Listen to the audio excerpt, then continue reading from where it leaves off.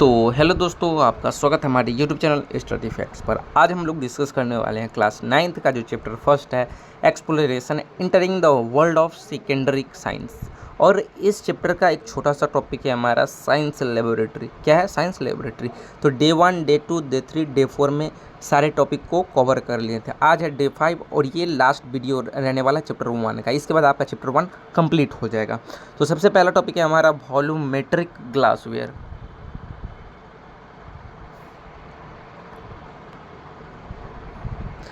तो सबसे पहला टॉपिक रहेगा हमारा वॉल्यूमेट्रिक ग्लासवेयर। अब ये होता क्या है इसके बारे में समझते हैं। इसके अंतर्गत बहुत सारे एपरेटस आते हैं, उपकरण आते हैं। अब वो कौन कौन से उपकरण है वो डायग्राम के साथ समझते हैं। जैसे यहाँ देखिए, जैसे फर्स्ट में आता है वॉल्यूमेट्रिक फ्लास्क यानी आयतन फ्लास्क। अब ये होता क्या है, इसका यूज कहाँ होता है वो समझते हैं। It is use to prepare solution of specific volume. इसका उपयोग एक निश्चित आयतन का विलयन बनाने के लिए किया जाता है। विलयन क्या होता है? यहाँ पर एक जो शब्द आया, वर्ड आया विलयन, यानी सोल्यूशन क्या होता है? विलयन होता है दो या दो से अधिक घटकों के समांगी मिश्रण को विलयन कहते हैं। अगर ऐसे ही अगर नॉर्मल लैंग्वेज में समझना चाहे तो जैसे अब पानी और चीनी का घोल ले लीजिए। जब चीनी को पानी में घोल दीजिएगा, जो घोल बनेगा वही हमारा सॉल्यूशन कहलाएगा, विलयन कहलाएगा। लेकिन चीनी अच्छी तरह घुला होना चाहिए पानी में, ठीक है, तभी विलयन कहलाएगा। दूसरा है हमारा ब्यूरेट। ब्यूरेट क्या होता है, इसका यूज कहाँ होता है? It is use to measure and deliver accurate volume of liquid. यानी इसका उपयोग द्रवों के सटीक आयतन को मापने और देने के लिए किया जाता है। यानी एक्यूरेट इतना ही चाहिए द्रव। जैसे 5 ml चाहिए तो 5 ही ml रहेगा, 6 ml है तो 6 ml चाहिए तो 6 ml ही रहेगा। यानी आपको जितना चाहिए, जितना यूज हो सकता है एक्यूरेट, उतना ही वॉल्यूम क्या करता है, ये मापता है, मेजर करता है। तो यहाँ पर आपको यहाँ पर डायग्राम दिया हुआ है वॉल्यूमेट्रिक फ्लास्क का, और दूसरा जो डायग्राम दिया हुआ है वो है ब्यूरेट का, यहाँ पर देख सकते हैं। इसके बाद तीसरा है पाइपेट। ये पाइपेट क्या होता है? It is use to transfer a fixed volume of a liquid. यानी इसका उपयोग एक निश्चित आयतन के द्रव को स्थानांतरित करने के लिए क्या किया जाता है, यूज किया जाता है। इसके बाद चौथा नंबर में मेजरिंग फ्लास्क यानी माप फ्लास्क। ये माप फ्लास्क क्या होता है? It is use to measure approximate volumes of liquids. यानी इसका उपयोग त्रुटिपूर्ण यानी लगभग आयतन को मापने के लिए किया जाता है। आयतन होता है वो कितना जगह छेक रही है। जैसे हम मान के चलिए गिलास है, गिलास में अगर पूरा पानी की अगर मात्रा ले, पानी की मात्रा मान के चलिए इतना अगर हम भर लेते हैं। अगर आपसे पूछा जाए, जैसे यहाँ पर जैसे ये जो पानी है वो ग्लास का मान चलिए इतना आयतन क्या करती है, छेकती है, इतना जगह छेकती है, और जितना जगह वो छेका वही इसका आयतन कहलाएगा, ठीक है। अब है दूसरा टॉपिक टाइप्स ऑफ सॉल्यूशन, विलयनों के प्रकार। अब विलयनों के प्रकार क्या क्या होंगे उसके बारे में समझते हैं। विलयन क्या होता है वो तो समझ में आ गया, दो या दो से अधिक घटकों के समांगी मिश्रण क्या कहते हैं, विलयन कहते हैं। जैसे पानी चीनी का घोल, पानी नमक का घोल, पानी और अल्कोहल का घोल, अल्कोहल यहाँ पर दारू को कहते हैं, ठीक है, पानी और अल्कोहल का घोल, ये सब क्या है, ये सब हमारा सॉल्यूशन है, विलयन है, क्योंकि ये समान रूप से क्या होता है, मिश्रित हो जाता है, मिल जाता है। जैसे टाइप्स ऑफ सॉल्यूशन की बात करें तो इसके कई प्रकार है। तो यहाँ पर देखिए, जैसे पहला में सॉलिड इन सॉलिड, दूसरा होगा सॉलिड इन लिक्विड, तीसरा रहेगा सॉलिड लिक्विड इन लिक्विड, चौथा रहेगा गैस इन लिक्विड, पांचवा है हमारा गैस इन गैस, और पहला टॉपिक है हमारा सॉलिड इन सॉलिड यानी ठोस में ठोस। अब ये होता है क्या, वे, इसका मीनिंग क्या होता है, when solid in dissolve in another solid. यानी अगर कोई ठोस है वो किसी एनोदर ठोस यानी कोई दूसरे ठोस में क्या हो जाता है, घुल जाता है, डिजॉल्व हो जाता है, उसे क्या कहते हैं, सॉलिड इन सॉलिड कहते हैं। जैसे एग्जाम्पल के साथ समझते हैं, जैसे ब्रास। ब्रास क्या है, एक मिक्सचर, एक सॉल्यूशन है जो कि इसमें ठोस घुला हुआ है। जैसे जिंक, कॉपर में क्या हुआ है, घुला हुआ है। जिंक किस में घुला हुआ है, कॉपर में। जिंक क्या है, एक ठोस है, कॉपर क्या है, ठोस है। समझ में आया? जिंक को ब्रास को हिंदी में क्या कहते हैं, पीतल कहते हैं। जिंक को तांबा कहते हैं और कॉपर को जस्ता कहते हैं। इसके बाद दूसरा टाइप है हमारा सॉलिड इन लिक्विड, यानी कि कोई ठोस जो रहेगा वो किस में घुला रहेगा, लिक्विड में घुला रहेगा। यानी ठोस जो रहेगा वो द्रव में घुला रहेगा, लिक्विड में घुला रहेगा। जैसे वे नहीं solid in dissolve in liquid, वही यहाँ पर लिखा हुआ है, कोई ठोस किस में घुला रहेगा, लिक्विड में घुला रहेगा। जैसे एग्जाम्पल की बात करें तो salt in water, salt in water, salt हमारा क्या, यानी नमक किस में घुला रहेगा, पानी में। जब नमक को पानी में घोल देंगे तो क्या हो जाएगा, सॉल्ट इन वाटर हो जाएगा। तो अब यहाँ पर सॉल्ट जो है यानी नमक जो है वो क्या है, सॉलिड है, और वाटर क्या है, द्रव है, लिक्विड है। तो यहाँ पर जो सॉलिड है किस में घुल जाता है, लिक्विड में घुल जाता है, ठीक है, सॉल्ट इन वाटर इसकी एग्जाम्पल हो गया, यानी पानी में नमक। तीसरा लिक्विड इन लिक्विड यानी द्रव में द्रव। When a liquid is mixed in another liquid, अगर कोई द्रव है वो किसी दूसरे द्रव में क्या हो जाता है, घुल जाता है। जैसे एग्जांपल की बात करें तो एल्कोहल इन वाटर, अगर कोई एल्कोहल है, दारू है, वो किस में घुला रहता है, पानी में घुल जाता है। ठीक है। इसके बाद गैस इन लिक्विड, यानी कोई गैस किस में घुला रहेगा, द्रव में घुला रहेगा। अब इसके एग्जांपल की बात करें तो CO2 इन वाटर, यानी कार्बन डाइऑक्साइड किस में घुल जाएगा, वो वाटर में घुल जाएगा, यानी जैसे सोडा वाटर। पांचवा रहेगा गैस इन गैस, यानी when a gas is mixed another gas, अगर कोई गैस है वो किसी एनोदर गैस में क्या हो जाएगा, घुल जाएगा। एग्जाम्पल की बात करें तो O2 इन एयर, यानी वायु में ऑक्सीजन, वायु में क्या घुला हुआ है, ऑक्सीजन घुला हुआ है, या फिर ऑक्सीजन क्या है, उपस्थित है, बोल सकते हैं ये भी। इसके बाद तीसरा टॉपिक रहने वाला हमारा फिजिकल एंड केमिकल चेंजेस। अब ये फिजिकल एंड केमिकल चेंजेस क्या है वो समझते हैं। यानी भौतिक और रासायनिक परिवर्तन, भौतिक रूप से भी परिवर्तन होता है और रासायनिक रूप से भी परिवर्तन होता है। जैसे यहाँ पर दोनों में डिफरेंस बताया गया है, भौतिक में और रासायनिक में परिवर्तन। तो यहाँ पर सबसे पहला टॉपिक है हमारा no new substance is form, यानी कहने का मतलब फिजिकल चेंज में कोई सब्सटेंस जो होता है वो फॉर्म नहीं होता, कोई नया पदार्थ नहीं बनता है। ठीक है। जैसे मान के चलिए मेरे पास क्या है, एक कागज़ का टुकड़ा है, अगर कागज़ के टुकड़ा को अगर हम फाड़ देते हैं तो क्या वो एक नया कागज़ बन जाएगा, नहीं। जो कागज़ फाड़े हैं वही कागज़ रहेगा। क्या वो पैसा बन जाएगा पेपर को फाड़ने पर, नहीं। तो ये न्यू सब्सटेंस नहीं बनता है इसमें फिजिकल चेंज में। लेकिन केमिकल चेंज की बात करें तो न्यू सब्सटेंस आर फॉर्म, नए पदार्थ बनते हैं। जैसे कि यहाँ देखिए, अगर कागज़ को अगर हम जला देते हैं, जलाना है एक केमिकल चेंज है। जैसे ही हम कागज़ को जलाएंगे तो क्या बन जाएगा, राख बन जाएगा। क्या बन जाएगा, राख। पहले कागज़ था और अभी राख बन गया, तो चेंज हुआ। इट इज़ यूज्ड रिवर्सेबल, यह सामान्यतः प्रत्यावर्ती होता है, यानी इसको रिवर्सेबल किया जा सकता है। लेकिन इट इज़ यूजुअली इरिवर्सिबल, यानी कहने का मतलब ये रिवर्सेबल नहीं हो सकता, ये दोबारा वह मतलब यूज में नहीं लाया जा सकता। जैसे मान के चलिए कागज़ को अगर हम फाड़ते हैं तो कागज़ ही प्राप्त होता है, तो वो कागज़ ही रहेगा ना। फिर से हम चाहेंगे तो कागज़ बनाना, तो कागज़ नहीं बनेगा, क्योंकि पहले से ही कागज़ है, फाड़ने पर भी कागज़ है और नहीं फाड़े फिर भी वो कागज़ ही है। लेकिन जैसे ही हम कागज़ को जला दिए वो राख बन गया, अब फिर हम चाहेंगे राख को कागज़ बनाना, क्या वो बन पाएगा, नहीं, ये पॉसिबल नहीं है, यानी वो इरिवर्सिबल है। और ये जो है फिजिकल चेंज में ये क्या है, रिवर्सिबल है। इसके बाद ओनली फिजिकल प्रॉपर्टी चेंज, यानी केवल भौतिक गुण क्या होते हैं इसमें बदलते हैं, लेकिन इसमें both physical and chemical properties change, यानी भौतिक और रासायनिक दोनों गुण बदलते हैं इसमें। इसके बाद एग्जाम्पल की बात करें तो मेल्टिंग इन, यहाँ पर एग्जाम्पल की बात करें तो मेल्टिंग ऑफ आइस, क्या है, मेल्टिंग ऑफ आइस, यानी बर्फ़ का पिघलना, ये क्या है, फिजिकल चेंज है। लेकिन लोहे का जंग लगना, लोहे का जंग लगना या फिर लोहे में जंग लगना, ये क्या है, ये हमारा केमिकल चेंज है। ठीक है। जैसे इस बर्फ़ में हीट पड़ा, हीट से क्या हुआ, हीट मतलब गर्मी हुआ, ये पानी में पिघल गया, यानी लिक्विड में चला गया, तो ये फिजिकल चेंज है। ये कील जो था वो एकदम साफ़ सुथरा था, जैसे हम एयर प्लस में मॉइस्चर में रखेंगे तो इसमें जंग लग जाएगा। ठीक है, यहाँ पर देख सकते हैं ये केमिकल चेंज है। इसके बाद चौथा टॉपिक है हमारा methods of separation of substance, यानी कहने का मतलब पदार्थों को अलग अलग करने की विधियाँ, यानी पदार्थों को हम अलग अलग कर सकते हैं, उसकी कुछ विधियाँ हैं। वो कौन सी है वो पढ़ते हैं पहले। पहला है फिल्ट्रेशन, यानी निषेधन, यानी फिल्ट्रेशन यानी कहने का मतलब अलग करना है। फिल्ट्रेशन क्या कहने का मतलब अलग करना, साफ करना कह सकते हैं। इसके बाद insoluble solid from a liquid, यानी कहने का मतलब अविलय ठोस को द्रव से, यानी अविलय जो विलय नहीं होगा उसको किससे अलग करना है, द्रव से अलग करना है। तो प्रिंसिपल, इसका सिद्धांत क्या कहता है वो समझते हैं। Insoluble particles are retained by a filter paper, यानी अविलय कण जो का वो फिल्टर पेपर पर सट जाते हैं, यानी उसमें क्या होते हैं, फिल्टर पेपर में वहीं पर रुक जाते हैं, सट जाते हैं। इसका एग्जाम्पल के साथ समझते हैं। सैंड फ्रॉम वाटर, रेत को पानी से, जैसे ही हम रेत को पानी में मिलाएंगे तो वो क्या हो जाएगा, वो अशुद्ध हो जाएगा, फिर उसको हमको साफ़ करना है, फिल्ट्रेशन करना है, तो किसका यूज कर सकते हैं, तो हम इसका यूज कर सकते हैं, डायग्राम में दिया गया है यहाँ पर देख सकते हैं, फिल्टर पेपर का यूज कर सकते हैं। फिल्टर पेपर से क्या किया जा सकता है, इसको अलग किया जा सकता है, बालू जो था, रेत जो था वो पानी से अलग हो सकता है फिल्टर पेपर की मदद से। इसके बाद है इवापोरेशन, यानी वाष्पीकरण। अब ये वाष्पीकरण क्या होता है, soluble solid from a liquid, यानी विलय जो होगा वो ठोस विलय ठोस जो होगा वो द्रव से कैसे अलग होगा?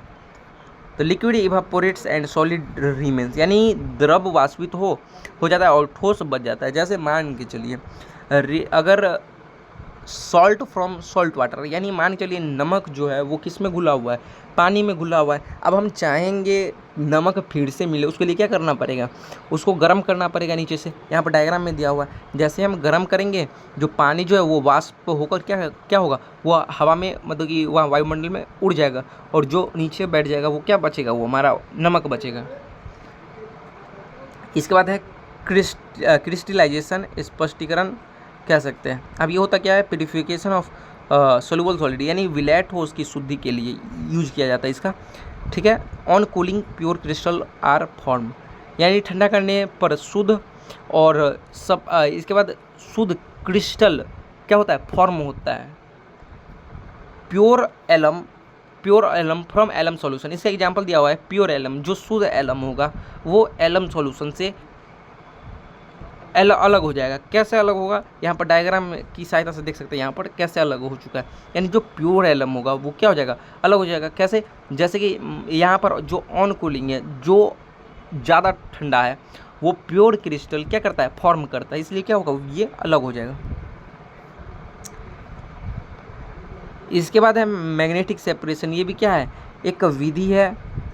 इसका यूज कहाँ किया जाता है? Magnetic substance from the non magnetic substance, जो नॉन मैग्नेटिक सब्सटेंस है जो चुंबकीय नहीं, उसको अलग करने के लिए यूज किया जाता है। जैसे magnetic substance is attracted by magnet, यानी जो लोहे वाला पदार्थ होगा वो मैग्नेट वाला पदार्थ होगा वो चिपक जाएगा, और जो नहीं होगा वो नहीं चिपकेगा। तो यानी दोनों अलग अलग हो जाएंगे। यानी आयरन फिलिंग्स फ्रॉम सैंड, यानी अगर बालू गिट्टी में मान के चलिए रेत में, उसमें लोहा अगर है मिला हुआ, तो इस चुंबक की सहायता से क्या करेंगे? दोनों को सेपरेट कर लेंगे। 5वां टॉपिक है हमारा difference between element, compound and mixture. तो इसको बेहतरीन तरीक़ों से समझते हैं। यहाँ पर टॉपिक है हमारा difference between element, compound and mixture, यानी आपको समझना है एलिमेंट क्या होता है, कंपाउंड क्या होता है और मिक्सचर क्या होता है। एलिमेंट को हिंदी में तत्व कहते हैं, कंपाउंड को यौगिक कहते हैं और मिक्सचर को मिश्रण कहते हैं, ठीक है। इस तीनों में अंतर समझने वाले हैं। अब एलिमेंट क्या होता है वो समझते हैं। A pure substance made up of only one type of atom, यानी केवल एक ही प्रकार के परमाणु से बना शुद्ध पदार्थ को क्या कहते हैं? एलिमेंट कहते हैं। एग्जाम्पल देखते हैं। जैसे एग्जाम्पल में जैसे मान के चलिए, जैसे हाइड्रोजन हो गया, हाइड्रोजन को एच से सूचित किया जाता है, हाइड्रोजन हो गया।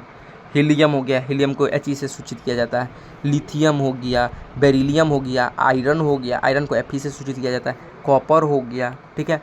गोल्ड हो गया, सोना, ठीक है। सिल्वर हो गया, एज, ये क्या है? ये सब हमारा तत्व है। क्या है? तत्व है। Mg हो गया, मैग्नीशियम हो गया, ये सब क्या है? तत्व है हमारा। ये आपको क्लास 9th में भी पढ़ना है और 10th में भी पढ़ना है। वैसे आप याद रख सकते हैं 30 एलिमेंट होता है टोटल, 30 तत्व अगर आपको याद है तो बेहतर, केमिस्ट्री पढ़ने में कोई दिक्कत नहीं होगी, कोई समस्या नहीं होगी। तो यहाँ पर कुछ यहाँ पर जैसे एलिमेंट हो गया hydrogen, helium, lithium, beryllium, boron, carbon, nitrogen, oxygen, fluorine, neon, sodium, magnesium, aluminium, silicon, phosphorus, यानी ये सब क्या है? एलिमेंट है, तत्व है, जो कि ये सिंगल परमाणु से मिलकर बना होता है। इसके बाद कंपाउंड की बात करें। कंपाउंड होता क्या है? More than 2 elements combined chemically are also known as compound. कहने का मतलब 2 या 2 से अधिक तत्व आपस में केमिकली कंबाइंड होता है, रासायनिक रूप से जुड़ा रहता है, तो उसे क्या कहते हैं? कंपाउंड कहते हैं, यौगिक कहते हैं। इसके एग्जाम्पल की बात करें तो H2O क्या किसका सूत्र है? पानी का सूत्र है H2O, वाटर। इसमें कितने एलिमेंट है, कितने तत्व हैं? 2 तत्व है, एक हाइड्रोजन है और दूसरा ऑक्सीजन है। तो 2 तत्व आपस में रासायनिक रूप से क्या है? जुड़ा हुआ है, इसलिए क्या है? एक कंपाउंड है। जैसे CO2, ये क्या है? हमारा कंपाउंड है, ठीक है। जैसे H2SO4 सल्फ्यूरिक एसिड, ये क्या है हमारा? ये हमारा कंपाउंड यौगिक है हमारा, ठीक है। जैसे मैग्नीशियम ऑक्साइड MgO, ये हमारा क्या है? यौगिक है। क्यों यौगिक? इसमें 2 एलिमेंट है, 1 2, और ये रासायनिक रूप से क्या है? जुड़ा हुआ है। अब बात करते हैं मिक्सचर के बारे में। मिक्सचर को हिंदी में मिश्रण कहते हैं। 2 और more substance physically mix together, यानी जो भौतिक रूप से क्या होता है? जुड़ा नहीं रहता है, मिक्स रहता है, उसे क्या कहते हैं? मिक्सचर कहते हैं। जैसे एग्जाम्पल की बात करें तो जल और चीनी, जल नमक, जल और अल्कोहल, ये सब क्या है? मिक्सचर है, मिश्रण है। क्या है? मिश्रण है। जैसे ब्रास की बात करें, ब्रास भी क्या है? मिश्रण है। अब बात करते हैं संरचना के बारे में, कंपोजिशन के बारे में। It can not be broken down further, इसे और सरल पदार्थों में नहीं तोड़ा जा सकता। एलिमेंट को तोड़ा नहीं जा सकता सरल पदार्थ में, ठीक है। यानी ये एक ही, इसका जो परमाणु होता है वो एक ही होता है, इसको और छोटा नहीं किया जा सकता है। वैसे इसको तोड़ने के लिए बहुत ज़्यादा एनर्जी मतलब लगाना पड़ता है, लेकिन उतना एनर्जी पॉसिबल नहीं है, तो इसे ब्रोक नहीं किया जा सकता, तोड़ नहीं सकते हैं। ठीक है, फर्दर इसके बाद it can be broken down into elements by chemical method, इसे रासायनिक विधियों द्वारा तत्वों को तोड़ा जा सकता है। जैसे बात करते हैं H2O की, किसकी बात करें तो H2O की, तो पानी में से हाइड्रोजन अलग किया जा सकता है, ऑक्सीजन भी अलग किया जा सकता है। कैसे किया जाएगा, इलेक्ट्रोलाइसिस के द्वारा किया जा सकता है, यानी पानी में करंट को फ्लो करवाएंगे, इसकी मदद से क्या हो जाएगा, हाइड्रोजन अलग हो जाएगा और ऑक्सीजन अलग हो जाएगा। अब इसके बाद बात करते हैं it can be separated into components by physical method, physical method के मेथड से हम मिश्रण को अलग कर सकते हैं। जैसे पानी और चीनी का घोल रहेगा, तो उसमें अगर हम चाहेंगे चीनी फिर से प्राप्त करना तो कैसे होगा, उसको हम गर्म करेंगे, गर्म करने से चीनी अलग हो जाएगा और पानी वाष्प बनकर उड़ जाएगा। तो ये फिजिकल मेथड की वजह से हम इसको अलग कर सकते हैं, सेपरेट कर सकते हैं। इसकी अगर प्रॉपर्टीज़ की बात करें, गुण की बात करें, तो it has its on properties, elements का जो गुण होता है इसके अपने गुण होते हैं, यानी एलिमेंट्स के खुद के गुण होते हैं। जैसे अगर हाइड्रोजन है, हाइड्रोजन के अपने गुण होंगे, जैसे हीलियम है तो हीलियम के अपने गुण होंगे, जैसे कॉपर है तो कॉपर के अपने गुण होंगे, यानी सब एलिमेंट्स के अपने अपने क्या होते हैं, गुण होते हैं। कंपाउंड यौगिक, इसके गुण इसके तत्वों से भिन्न होता है, यानी इसका जो गुण होगा कंपाउंड का, यौगिक का, इसके तत्वों से क्या होता है, भिन्न होता है। जैसे मान के चलिए यहाँ पर H2O क्या है, एक कंपाउंड है, यहाँ पर जो होगा इसके तत्व का, जैसे हाइड्रोजन का अलग होता है, ऑक्सीजन का अलग गुण होता है, लेकिन कंपाउंड की बात करें तो इसका भी अलग होता है। लेकिन क्यों होता है, क्योंकि तत्व का अलग होता है, दोनों तत्व का अलग अलग है, तो क्या कंपाउंड का सेम रहेगा, नहीं, तो इसका भी अलग रहेगा, यानी तत्वों से क्या होता है, भिन्न होता है। It has properties on it's components, यानी इसमें इसके अवयवों के क्या होते हैं, गुण होते हैं। यहाँ पर अवयव कहने का मतलब परमाणु, अणु या फिर आयन हो सकते हैं। तो यहाँ पर अवयवों के गुण होते हैं, इसमें इसके अवयवों के गुण होते हैं। जैसे यहाँ पर पानी चीनी की बात करें तो पानी का अलग गुण होगा, चीनी का अलग गुण होगा, ये इसका अपने अवयवों के गुण होते हैं। अगर इसकी एग्जांपल की बात करें तो यहाँ पर देखिए, यहाँ पर एलिमेंट्स की एग्जांपल दिया हुआ है, आयरन दिया हुआ है, गोल्ड दिया हुआ है, ऑक्सीजन दिया हुआ है, बहुत सारे लिख सकते हैं, hydrogen, helium, lithium, beryllium, boron, carbon, nitrogen, oxygen, chlorine, neon, sodium, ऐसे बहुत सारे एलिमेंट के एग्जाम्पल हैं। इसके बाद समझते हैं इसके कंपाउंड के एग्जाम्पल, जैसे H2 हो गया, वाटर हो गया, NaCl नमक हो गया, CO2, क्या ये सब एग्जाम्पल है। जैसे मिक्सचर की बात करें, एयर मिक्सचर क्यों है, मिश्रण क्यों है, क्योंकि एयर में बहुत सारा एलिमेंट जो होता है वो मिश्रित होता है। जैसे नाइट्रोजन गैस रहता है, उसमें मिला हुआ ऑक्सीजन गैस रहता है, कार्बन डाइऑक्साइड रहता है, ये सारा क्या होता है, मिला हुआ रहता है, मतलब मिला हुआ रहता है, तो इसलिए ये मिक्सचर कहा गया। और आप लोग पहले से ही पढ़ चुके हैं, 2 या 2 से अधिक पदार्थों का भौतिक मिश्रण क्या कहते हैं, मिक्सचर कहते हैं।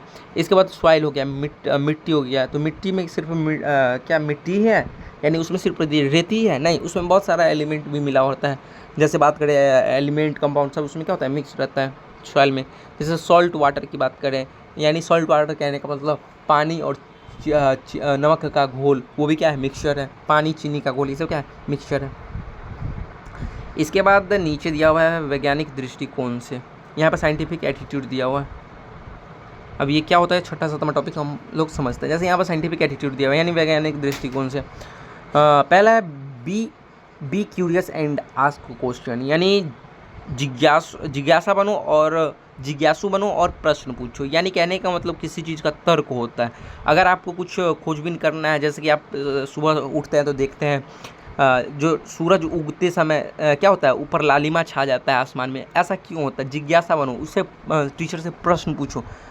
यानी ऐसा पूरा माइंड को फ्री रखना है। Be open to new ideas, यानी नए विचारों के लिए खुले रहो। यानी कुछ भी अगर विचार है, मतलब कि अपने मन में विचार लाना है, कुछ सोचते रहना है।